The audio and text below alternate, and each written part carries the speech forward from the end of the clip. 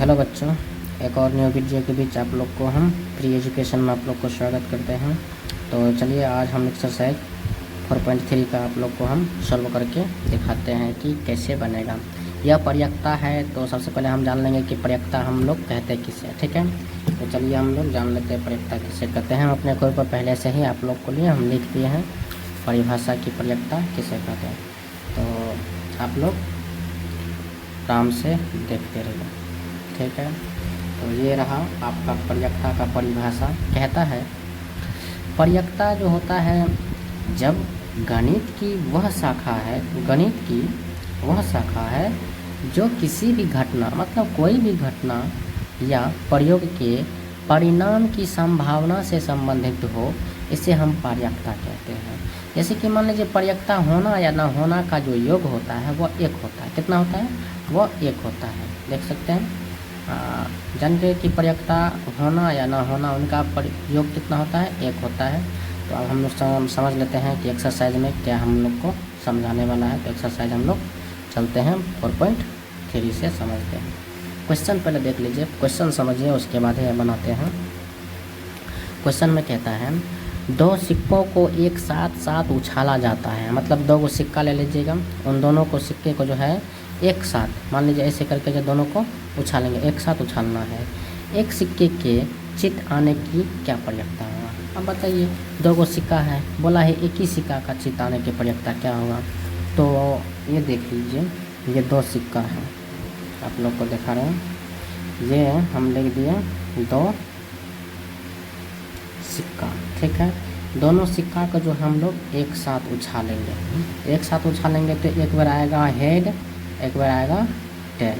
तो हम लिख लेते हैं पहले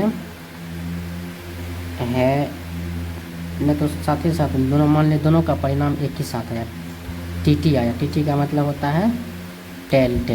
एक बार आएगा हेड, एक बार आएगा फिर टेल हेड, एक बार आएगा हेड टेल। तो देखिए ये हो गया एक, जो कि दोनों को उछालेंगे तो एक साथ आएगा टेल। ठीक है, ये एक हो गया। ये भी हो गया आपको कितना, एच आया, यानी कि हेड आया। तो ये हो जाएगा आपका एक आया, एक ही आया, एक ही आया। ये भी एक बार आएगा हेड और टेल, तो ये भी हो गया एक बार ये हो गया हेड टेल। तो ये हो जाएगा आपका परिणाम कितना, परिणाम 1, परिणाम 2, परिणाम 3, परिणाम 4। तो ये जो सिक्कों को जो हम एक साथ, दो सिक्कों को एक साथ उछालेंगे तो उसका परिणाम, टोटल परिणाम जो होगा वो हो जाएगा 4 हो जाएगा। कितना हो जाएगा? वो परिणाम हो जाएगा 4। ठीक है, तो हमको यहाँ पर बोला है कि पर्यायकता निकालें, यानी कि एक सिक्का का पर्यायकता निकालना है।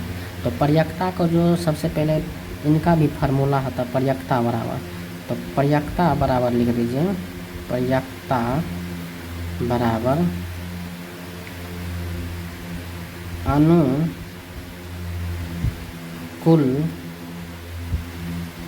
परिणामों की संख्या बट्टा कुल परिणाम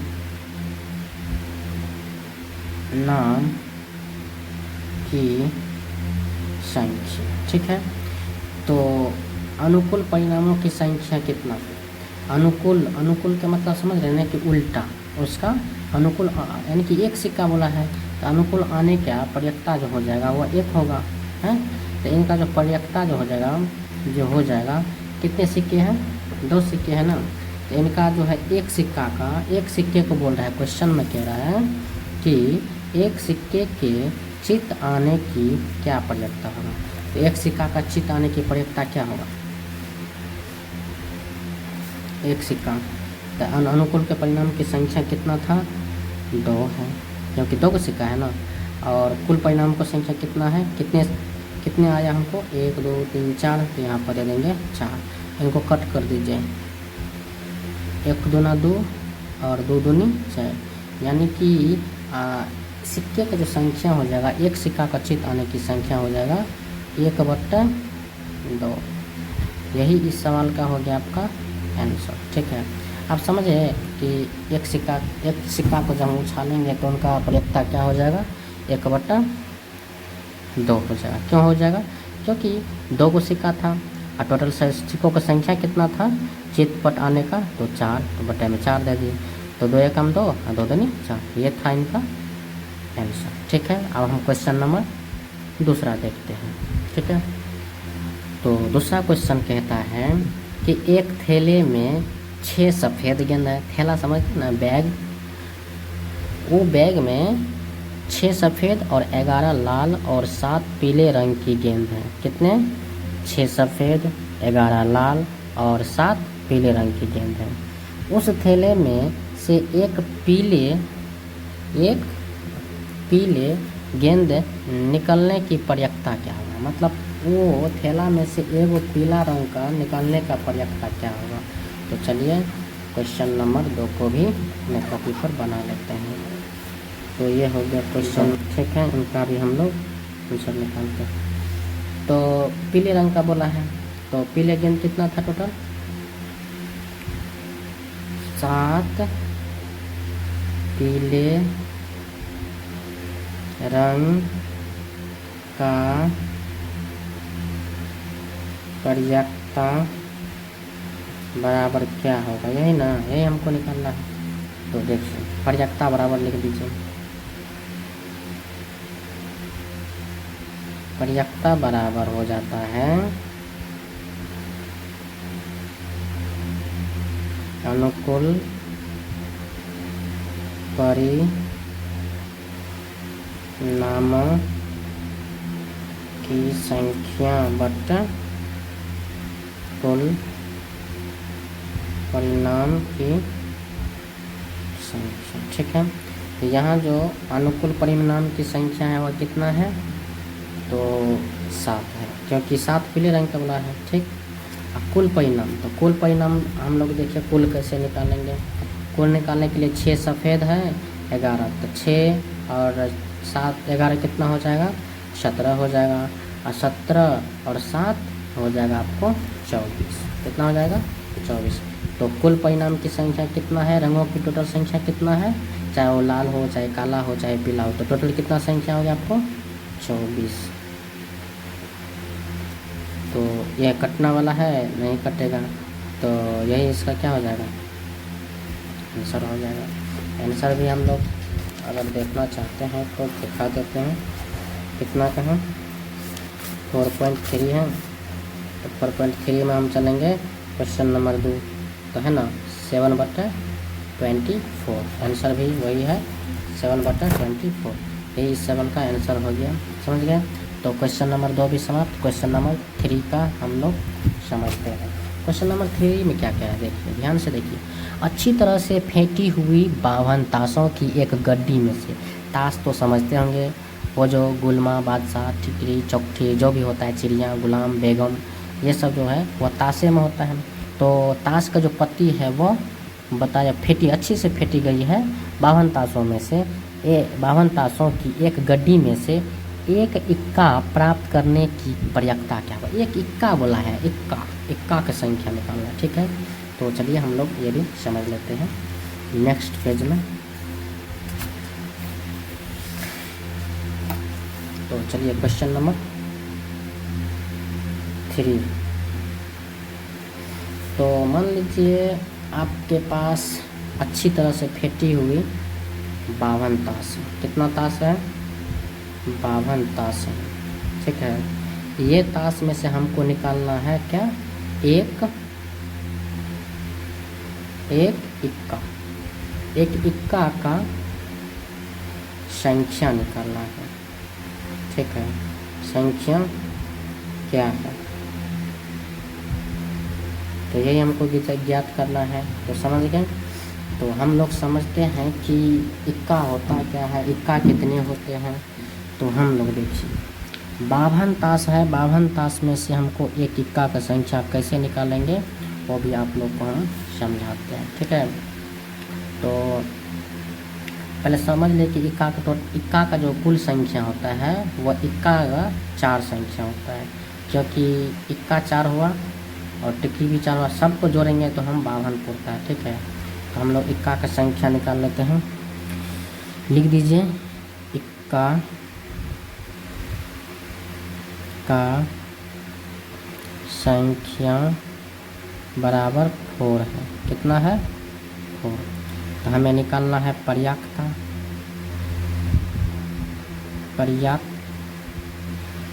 पर्याप्तता बराबर क्या होता है? सूत्र ये आप लोग को बताए थे। तो हमारे जो पर्याप्तता हो जाएगा वह है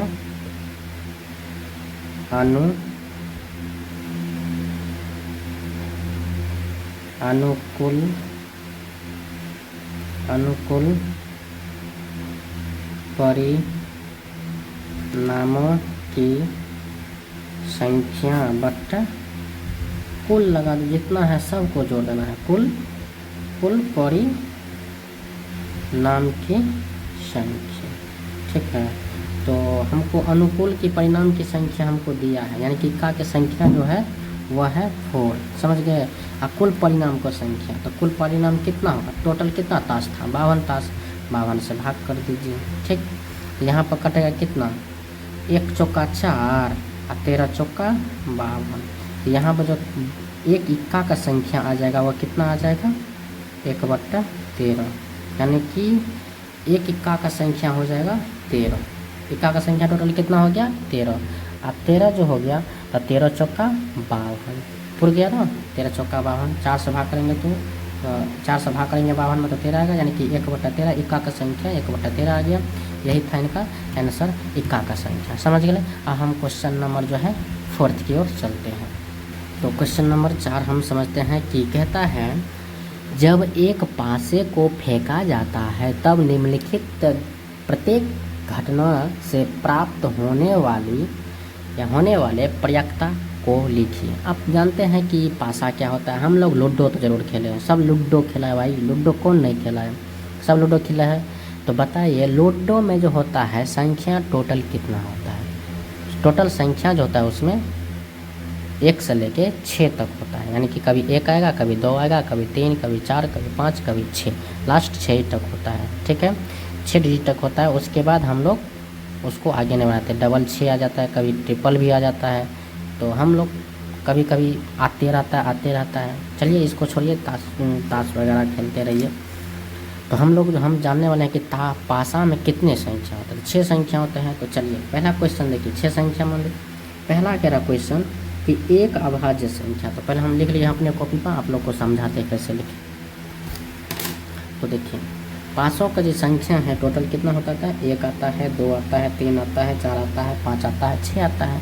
टोटल संख्या लास्ट कितना है? 6 है। ठीक है, तो इसमें क्वेश्चन में बोला है कि पहला जो है एक अभाज्य संख्या। ठीक है, इसमें से चुनिए कि अभाज्य संख्या कौन है। अभाज्य संख्या पहले जान लीजिए कि कहते किसे। अभाज्य संख्या वो है जो पूरे 2 से विभाज्य ना हो, वो हो गया आपका अभाज्य। तो 1 हो गया, 2 हो गया, 3 हो गया, क्योंकि यह 2 से पूरी नहीं कटेगा। ये सब हो गया आपका अभाज्य संख्या। 1, 2, 3, तो 3 बटा टोटल संख्या कितना? 6। तो 3 कम 3 3 दूनी 6। अब बताएंगे कि अभाज्य संख्या निकल गया, क्योंकि जो ये जो है ये अनुकूल परिणामों की संख्या 3 है और कुल परिणामों की संख्या 6 है। फार्मूला पर बैठा दिया आप लोग। फार्मूला को ऊपर में आप लोग को बताए दिए थे पिछले, यहाँ पे भी देखिए अनुकूल के परिणामों की संख्या और कुल परिणामों की संख्या। समझ गए? सूत्र आप लोग याद कर लीजिएगा, आप लोग को समझ में आ जाएगा। ये हो गया इसका एक का आंसर। दूसरा का समझिए, बी का। एक अभाज्य संख्या नहीं, एक अभाज्य संख्या नहीं। अब इसमें से बोल रहा है कि एक अभाज्य संख्या नहीं। अभाज्य संख्या कितना नहीं है? एक ये नहीं है, एक ये नहीं है, एक ये नहीं है, तो 3 वो हो गया। एक अभाज्य संख्या के लिए एक अभाज्य संख्या नहीं है, यहाँ पर लिख दिए एक अभाज्य संख्या नहीं। अभाज्य संख्या कितना नहीं था? टोटल अभाज्य संख्या 3 बट्टा 6। 3 कम 3 3 दूनी 6। इसका भी आया 1/2। ठीक, अब हम चलते हैं दूसरा का ए नंबर। देखिए क्वेश्चन में है ना, दूसरा का ए नंबर। दूसरा कितना नंबर? 4 से बड़ी संख्या, 4 से बड़ी एक संख्या, 4 से एक बड़ी संख्या। तो लिखिए 4 से बड़ी एक संख्या। 4 से बड़ी संख्या कितना है इसमें? 4 से बड़ी 1 2 2 ही को है तो 2 और टोटल कितना है कुल 6। तो 2 एकम 2 और 2 तिया 6, इसका आएगा 1/3। समझ गए, ये भी हो गया। अब चलते हैं 2 का बी में। 2 का बी में क्या, 4 से बड़ी संख्या नहीं, 4 से बड़ी एक संख्या नहीं। तो 4 से बड़ी संख्या कितना नहीं है, 4 से बड़ी संख्या, 4 से बड़ी संख्या ना हो, यानी कि 4 से बड़ी संख्या कितना न है, देख सकते हैं यहाँ पर है 4 से बड़ी। 4 से बड़ी इनको छोड़ दीजिए, इधर आइए 1 2 3 4। 4 से बड़ी संख्या यह नहीं है, इसलिए 4 बटा कुल संख्या 6। तब 2 दूनी 4, 2 तिया 6, इसका आ जाएगा 2/3। यह हो गया आपका आंसर। ठीक, ये जो हो गया आपका 4 का 2 तक हो गया। लास्ट है 4 का क्वेश्चन, एक सम संख्या। अब इसमें एक सम संख्या क्या है, तो इसमें देखिए सम संख्या कितना है, एक ये है सम संख्या ये, और एक ये है सम संख्या, और एक ये है सम संख्या। समझ लिए कि सम संख्या किससे कहते हैं, जिसकी जोड़ा लगा हो वह सम संख्या होता है। और एक तरफ से यह भी समझते हैं जिसके जो पूरी कट जाए 2 से वह सम संख्या होता है। और जोड़ा भी रहता है तो 2 से तो पूरी कट जाए, जैसे कि मान लीजिए 2 से कटने वाला 10 है, 12 है, 18, ये सब बताइए 2 से पूरी कटेगा कि नहीं, ये कट जाएगा कि ये सम संख्या, नहीं कटता तो नहीं होता सम संख्या। समझ गए। तो लास्ट तीसरा जो है वो बोलता है कि एक सम संख्या। इसमें सम संख्या 1 2 3 है, इसमें लिखेंगे क्वेश्चन है एक सम संख्या। सम संख्या कितना है 3 है, अब बटा कुल 6, तो 3 एकम 3 है, 3 दूनी 6, ये भी आया 1/, तो ये भी इसका आंसर। तो क्वेश्चन नंबर 4 भी हो गया फिनिश्ड। समझ गए। अब हम क्वेश्चन नंबर जो है 5 आप लोग को समझाते हैं। तो क्वेश्चन 5 क्या कहता है वो देखिए, कहता है 12 अलग अलग पर्चियों पर 1 से 12 तक संख्या लिखी हुई है। मतलब पर्ची जानते हैं हम लोग, चोर सिपाही जो खेलते हैं वही पर्ची पर 1 से लेके 12 तक संख्या है। ठीक है, एक पर्ची पर एक संख्या, उन्हें एक डिब्बे में रखकर, वह पर्ची को जो हम किस में रखेंगे, एक डिब्बे में अच्छी तरह मिला दिया जाता है। मतलब 12 पर्ची को अच्छी तरह से डिब्बा में देके मिला देना है। डिब्बे के अंदर से बिना देखे एक पर्ची निकाल लेना है। बहुत सिंपल है, पर्ची के बिना देखे कोई बता भी नहीं सकता कि उसके अंदर क्या कितना नंबर है। निम्नलिखित की प्रयक्ता क्या है, उनका प्रयक्ता निकालना है। तो पहला क्वेश्चन है 5 का 1 का संख्या 5 प्राप्त करना है। तो समझते हैं अपने कॉपी पे 5 का है ना। 5 का पहला में कहता है कि संख्या जो है, ये देखिए, ये आपको एक बॉक्स के माध्यम से समझाते हैं। ये हो गया आपका